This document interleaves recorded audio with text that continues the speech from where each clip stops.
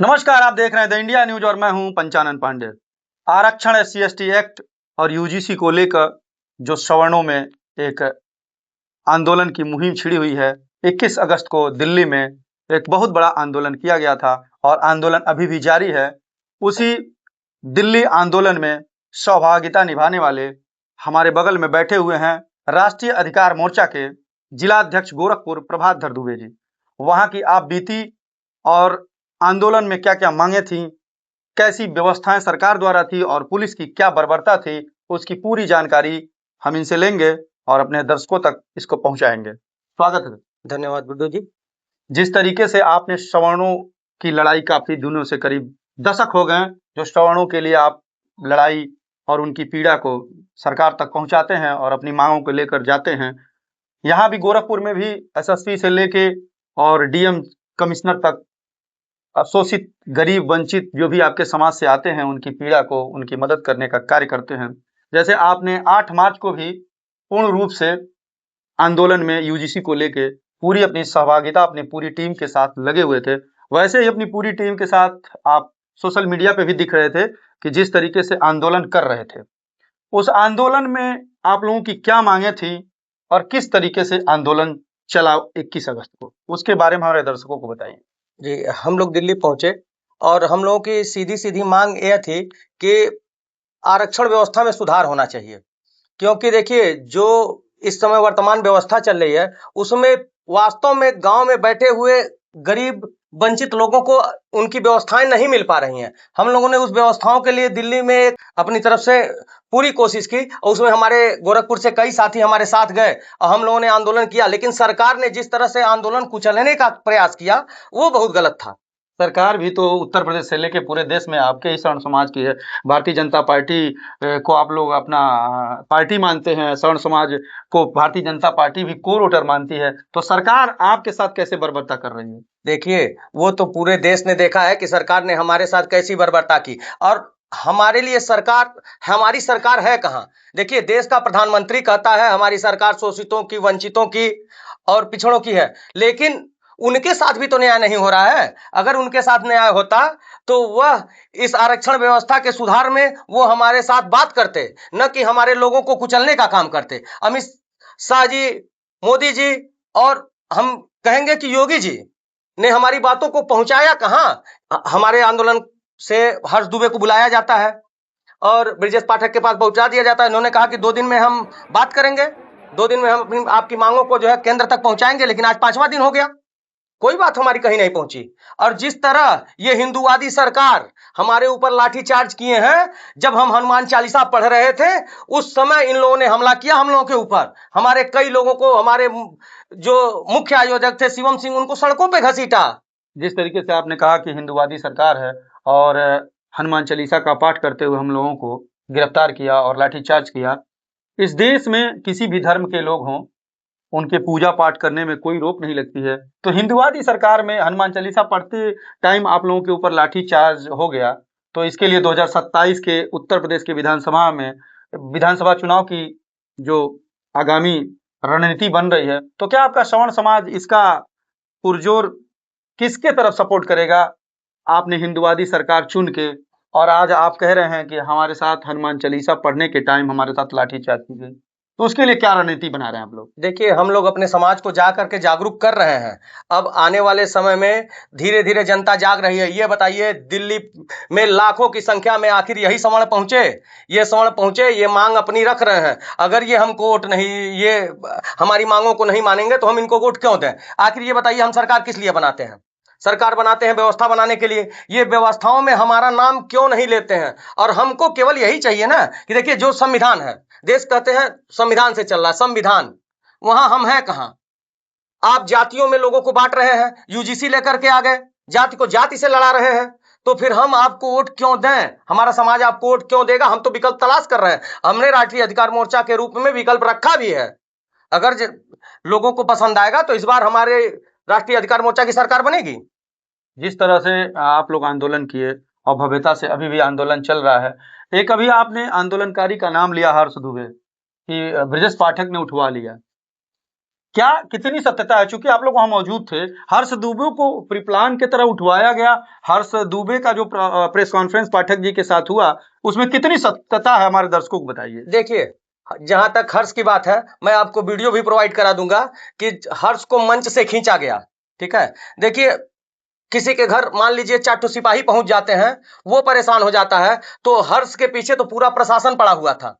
हर्ष के पीछे पूरा प्रशासन पड़ा हुआ था। उधर शिवम सिंह को घसीटा जाता है, और उसमें जो है हमारे अन्य कार्यकर्ताओं को, हमारे साथ डीएन भाई गए थे, उनको घसीटा जाता है, आलोक जी को घसीटा जाता है, और साथियों को घसीटा जाता है। तो ये बताइए, वो तो 24 साल का पढ़ने वाला युवा है, उसके आगे उसके सामने फ्यूचर है, इतना दबाव कैसे झेल सकता है? बताया जा रहा है कि हर्ष दुबे के परिवार के लोगों को पाठक जी द्वारा एक तरीके से प्री प्लान तरह से उनको कैद कर लिया। कितनी सच्चाई है इसमें? देखिए, जो हर्ष दुबे ने तो क्लियर बताया है, वीडियो जारी है, कि हर्ष दुबे ने कहा कि जो है हमारे ऊपर ऐसा ऐसा था और ये हमारे साथ हुआ है। लेकिन उस आंदोलन को केवल हर्ष दुबे ही नहीं चला रहे थे, उस आंदोलन को हम सभी भारत वहां साथी चला रहे थे जो वहां दिल्ली पहुंचे थे, हर्ष दुबे को। और वो आंदोलन अनवरत जारी रहेगा, आंदोलन बंद नहीं होगा। पाठक जी बैठा लें, हर्ष को बैठा लें, मुख्य आयोजक शिवम को बैठा लें, और लोगों को भी ले जाकर के साथ में बैठा लें, तो उससे कम नहीं होगा। वहां पंकज धौरैया जैसे वीर पड़े हुए हैं, और लोग पड़े हुए हैं, जिसको लाठियों से पीटा, उनका हाथ भी तोड़ा, लेकिन फिर भी उनके अंदर से जुनून कम नहीं है। इस आंदोलन को बढ़ाएंगे। तो पाठक भी जो तो ब्राह्मण समाज के हैं, ब्राह्मणों के नेता हैं, उत्तर प्रदेश के बड़े चेहरे हैं, उप मुख्यमंत्री हैं, तो आप लोगों की बात नहीं, कहीं आपको ब्लैकमेल कर रहे हैं, तो आपकी बात नहीं सुन रहे हैं? पाठक जी क्या बात करेंगे? 16 सूत्री मांगे लखनऊ में वो लेकर के आज तक बैठे हुए हैं, हमारी आज तक उसमें से एक मांग नहीं पूरा किए। राजेंद्र बाबा जिंदगी भर उनके पीछे दौड़ते रह गए, और आप कह रहे हैं पाठक जी हमारे हैं। पाठक जी केवल कठपुतली हैं, वो सामने आते हैं, मंचों पे चढ़ते हैं, कहते हैं आपकी मांगे मान ली जाएंगे। इधर से आता है, उधर से पीछे से, जैसे राहुल गांधी ने कहा था, इधर से मैं आलू डालूंगा, उधर से सोना निकल जाएगा। ठीक है, उसी तरह इधर से हम लोगों का मांग पत्र जाता है, उधर से कचड़े में चला जाता है। तो पाठक जी को आप लोग अपने समाज का नेता नहीं मानते? भैया, हमारे समाज में देखिए, अगर हमारे समाज के नेता जगते तो हम लोग को इस तरह का आंदोलन करने की जरूरत नहीं पड़ती। सब समाज के नेता अपने समाज की बात रखते हैं। हम ये नहीं कहते हैं कि आप हमारी मांगे मनवाइए, लेकिन कम से कम हमारी बातों को ले जाकर के काउंटर तक तो रखिए। समाज में एक बातें चल रही हैं कि ब्राह्मण समाज, सवर्ण समाज हम लोगों का कई 100 वर्षों से शोषण किया, हमको पानी नहीं पीने दिया, हमको रहने नहीं दिया, हमारे बच्चों को पढ़ने नहीं दिया गया, शिक्षा से वंचित किया। उस पे कितनी सच्चाई है? देखिए, उसमें तो कालांतर की बातें हैं, उसमें कोई सच्चाई नहीं है। ये बताइए, पानी नहीं पीने दिया गया, ये कहते हैं, आखिर ये जिंदा कैसे रहे? ठीक है, दूसरी बात, जब देश में संविधान बनाया गया, आपके साथ शोषण हुआ था अगर, तो आपको उसके लिए व्यवस्थाएं भी दी गई, उसके लिए के लिए आरक्षण दिया गया था ना, कि आपको एक व्यवस्था में लाया जा सके। आखिर आपको आरक्षण क्यों दिया गया? आपको उस व्यवस्थाओं के लिए 27% फुलफिल व्यवस्था दी गई है, लेकिन ऐसा कहीं कुछ था नहीं। लेकिन इनको निगेटिव सेट किए हैं ये जो चंद्रशेखर रावण जैसे लोग, और जो नेता हैं जो इन्हीं से समाज से आते हैं और इन्हीं का गला घोटने का काम करते हैं, वो इस तरह की निगेटिव बातों को फैला रहे हैं। आखिर देश संविधान से चल रहा है, तो सारी व्यवस्थाएं संविधान की ही लागू होंगी। आपके समाज के ब्राह्मण समाज से सांसद, विधायक, मंत्री पूरे देश में पड़े हुए हैं। आप गोरखपुर के रहने वाले हैं, गोरखपुर में भी कई विधायक ब्राह्मण हैं, कई सांसद भी हैं, एक यहाँ से राज्यपाल भी हैं। लेकिन आप लोगों के आंदोलन में जो आरक्षण, यूजीसी, एससी एसटी एक्ट का जो दुरुपयोग हो रहा है, आप लोगों के द्वारा जो बताया जा रहा है, जिस तरीके से आप लोगों ने आंदोलन दिल्ली में रखा और अपनी उसमें संशोधन की मांगे कर रहे हैं, तो ये बड़े बड़े चेहरे किसी भी पार्टी में हो, किसी भी राजनीतिक पार्टी में पदाधिकारी, सांसद, विधायक बने हुए, मंत्री बने हुए, तो आपकी बात क्या उनके कानों तक नहीं पहुंच पाती है? वो आपकी पीड़ा को राज्यसभा और लोकसभा में पहुंचाने का कार्य करते हैं या नहीं करते हैं? देखिए, मैं तो पहले से ही कहता आ रहा हूं, मैं इस आंदोलन के पहले से भी ये कहता रहा कि ये जितने भी सांसद, विधायक जो भी बन करके आते हैं, वो पार्टियों के होते हैं, वो किसी जात के नहीं होते। ये लोग सिर्फ पार्टी का कहना मानते हैं, ये पार्टी के हिसाब से ही काम करते हैं। लेकिन यह इनकी सोच बहुत गलत है। अगर वो जनेऊ दिखा करके हमसे वोट मांगेंगे तो जवाब देना पड़ेगा। देखिए, मैं बताता हूं, मैंने रवि किशन से यही एक कार्यक्रम था, परशुराम जयंती के दिन वो आए और वहां बैठे, उन्होंने कहा हर हर महादेव। मैंने कहा जय जय परशुराम। ये बताइए सांसद जी, यही मेरा सब था, मैंने उनसे कहा ये बताइए सांसद जी, लोग सड़कों पर गाली दे रहे हैं हम लोगों को, आप ब्राह्मण होते एक शब्द नहीं बोलेंगे हमारे लिए? आपके पास पैसे की कमी है कि आप पार्टियों से डरते हैं? कहना कि पार्टी जो कहेगी हम वही करेंगे। तो बताइए, जब वो समाज के सामने कह रहे हैं कि जो जो पार्टी कहेगी हम वही करेंगे, तो हम इनसे क्या उम्मीद करें? एक भी नेता हमारे पक्ष में नहीं बोला है। यूजीसी का इतना बड़ा मैटर आया, किसी ने हमारे पक्ष में बोला? अब ये भी देख लीजिए, दिल्ली में हम आंदोलन करने गए, ठीक है, हमारा परमिशन था, रात को 2 बजे हमारे लोगों को उठाया जाता है और तब बताया जाता है कि आपका कार्यक्रम कैंसिल कर दिया गया, आपका परमिशन कैंसिल कर दिया गया। वही एक आंदोलन दिल्ली में 36 दिनों तक हो रहा है और सरकार के परमिशन पे हो रहा है, और वहीं आप लोग जो भारतीय जनता पार्टी के कोर वोटर हैं, दिल्ली में भी भारतीय जनता पार्टी की सरकार है, केंद्र में भी भारतीय जनता पार्टी की सरकार है, उसके बावजूद भी आपके आंदोलन में परमिशन मिलता है और परमिशन रद्द कर दिया जाता है, उसके ऊपर लाठीचार्ज होती है। तो यह किस तरीके की बात है? क्यों उनको अगर इस देश में उनको आंदोलन करने का, संविधान के तहत प्रोटेस्ट करने का एक अधिकार है, तो क्या आपके समाज को क्या कारण था कि जो आपको नहीं मिला? हम तो वहां जो प्रशासन में लगे हुए थे, एसपी साहब मिश्रा जी, जो हमारे ही बिरादर से आते हैं, वो कह सकते हैं कि, लेकिन एसपी साहब थे। मैंने उनसे पूछा कि आपने उनको, दीपिके को एयरपोर्ट पर थाली में सजा करके दामाद की तरह परमिशन परोसा, और हमारा परमिशन आप लोग रद्द कर रहे हो और कह रहे हो यहीं से तुरंत जो है आप चले जाइए रामलीला मैदान, आप जंतर मंतर छोड़ करके चले जाइए। मैंने तो उनसे साफ कहा कि मैं कहीं नहीं जाऊंगा, मैं यहीं बैठूंगा, आपको जो करना हो आप करिए, आपको लाठीचार्ज करना हो करिए, आप हमारे लोगों को पीटना हो तो पीटिए, लेकिन इसका परिणाम आपको भुगतना पड़ेगा। क्योंकि देखिए, हम तो एक ही बात कहते हैं, एक ही उंगली का कमाल है।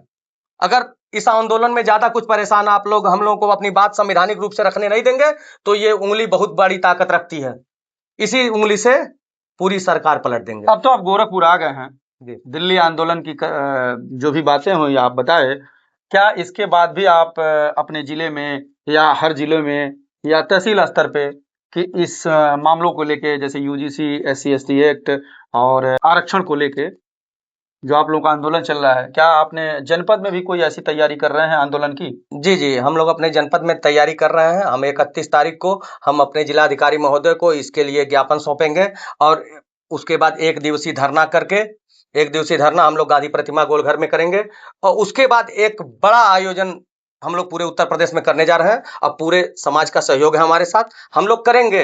अब पीछे नहीं हटना है, क्योंकि जो जुमले बहुत ये लोग फेंक चुके, जुमले फेंके तो उसकी व्यवस्था गरीबों को मिलनी चाहिए। जब ये सरकार कह रही है ये हमारी सरकार वंचितों की है, शोषितों की है, तो इनको बताना पड़ेगा कि कितने वंचितों को इन्होंने टिकट दिया, कितने शोषितों को इन्होंने टिकट दिया, यह बताएं। क्योंकि सबसे ज्यादा टैक्स हम देते हैं, तो हम सवाल भी इनसे करेंगे। गोरखपुर इस आंदोलन के लेके, जो गोरखपुर के आंदोलन की तैयारी आप कर रहे हैं, गोरखपुर की जनता को आप क्या संदेश देना चाहेंगे? हम गोरखपुर की जनता को यही संदेश देना चाहेंगे कि आप अधिक से अधिक संख्या में पहुंचे गोरखपुर विश्वविद्यालय के सामने पंत पार्क में सुबह 10 बजे, और उसके बाद हम वहीं से आगे के कार्यक्रमों को आपको संबोधित करेंगे। देखिए, ये थे हमारे साथ राष्ट्रीय अधिकार मोर्चा के जिला अध्यक्ष प्रभात दुबे, और दिल्ली आंदोलन में जो इन लोगों के साथ जो भी घटनाएं हुई उस पर भी इन्होंने चर्चा किया, और आगामी गोरखपुर में इन लोगों की तैयारी चल रही है कि हम गोरखपुर जिला अधिकारी महोदय को ज्ञापन के माध्यम से हम संबोधित ज्ञापन देंगे, और उसके माध्यम से अपने समाज को और यहाँ को लोगों को अपनी पूरी बात बताएंगे। 31 अगस्त को ये पूरी तैयारी करेंगे।